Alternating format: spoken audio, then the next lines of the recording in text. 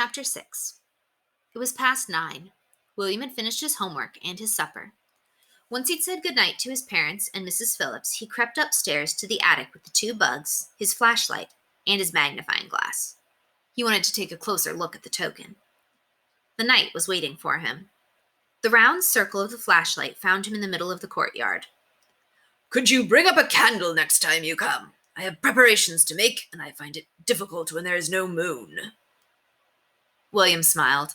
"I can leave a small lamp on all night if that would give you enough light. Nobody will notice from outside because the nearest house is hidden by a row of trees." The Silver Knight watched from the lowered drawbridge as William connected 2 extension cords and dragged an old bedside lamp over to the castle. "We don't use candles anymore, Sir Simon. Somebody discovered electricity about 100 years ago. If we flip this," William pushed the light switch, "a light goes on." "Miracle," said the knight, his eyes blinking in the sudden brightness. "I brought 2 bugs and my magnifying glass. Oh, and this," William said, producing a small plastic container filled with cut-up food of various sorts. "None of this will go bad, so you can eat whenever you want instead of always having to wait for me." William put his hands through the doors of the kitchen and propped the container on its side against the back wall of the room. That way the knight wouldn't have to climb into it to reach his dinner. Sir Simon picked through the small bits of dried fruit, granola, cracker crumbs, and crumbled potato chips. He scooped a selection of foods onto his plate. "Could you please move the wooden table into the courtyard?" Sir Simon asked. "I have always fancied eating in the open air, and it would mean you and I could talk while I dine." The knight stood out of the way in a corner of the kitchen as William arranged the table and the 2 benches in the middle of the courtyard. Then he settled down to eat. "I don't mean to be critical, my lord, but I do long for a good slice of venison and a tankard of dark ale." "We have deer in the woods, Sir Simon, but I don't think I'd be too good at shooting them," William said with a smile. "While you're eating, could I see the token again? I'd like to take a closer look at it under my magnifying glass." The little knight produced the token from his pouch and handed it over. Holding the medallion carefully in his palm, William moved close to the light to look at it. The head of Janus was clearly carved in the metal, and the leer of his face looked evil under the magnifying glass. William handed it back. "Was Janus smiling on the other side of the token?" he asked as he got out his box of bugs. "I doubt he was smiling, but as I recall, the expression was a friendlier one," Sir Simon said, making room on the table. William lifted the top of the box and peered in at the 2 bugs. "Well, they're still alive," he announced. "Are you ready? They're quite big. If they come out of the box quickly, they might knock you over." Sir Simon looked mildly alarmed. "What word are you going to use this time?" William asked. "Janus," said Sir Simon. "It seemed the obvious one." He stood at the ready with the token held out in front of him. William tipped the gray creatures out onto the table. By the way, he's calling them sow bugs. Those are the same thing as we call potato bugs and roly-polies. William tipped the gray creatures out onto the table. They moved away sluggishly at first, unused to their new freedom. William glanced at the knight. When he looked back at the table, the sow bugs were gone. "What happened?" he cried. The knight pointed at the floor where 2 specks of black pepper seemed to be moving by the table legs. "They reached the edge of the table just as I said Janus," Sir Simon exclaimed. "We have found the word that makes the token work." He walked over and speared both beetles cleanly with his dagger before William could stop him. "What did you do that for?" William cried. The knight popped them in his mouth and chewed thoughtfully. "Not bad. A little dry, but tasty."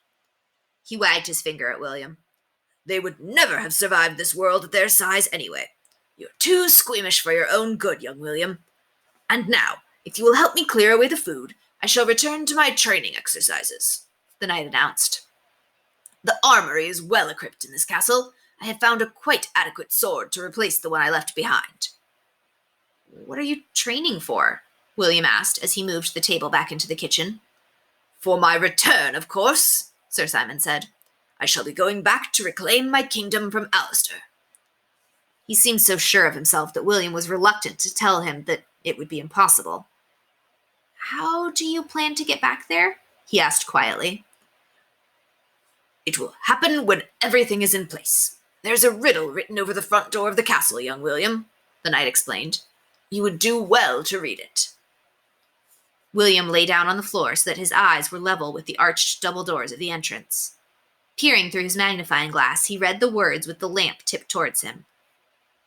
When the lady doth ply her needle, and the lord his sword doth test, then the squire shall cross the drawbridge, and the time will be right for a quest. But who's the lady and who's the squire? The knight shrugged. We shall find out in due course. Until then, I shall prepare myself. Is it okay if I watch? William asked. The knight didn't reply. He stood in the stable yard, his sword at the ready, advancing on an imaginary target. With a roar, he made a thrust, first to the left and then the right, ducking and weaving, all the time to avoid the blows of his imaginary adversary. William watched in silence. He could see the knight was a quite agile and powerful swordsman. But what good would that do against Alistair's magic powers? William wondered. At the bottom of the attic steps, the door opened, and the overhead light went on suddenly. Sir Simon ran for his hiding place in the stable. William froze.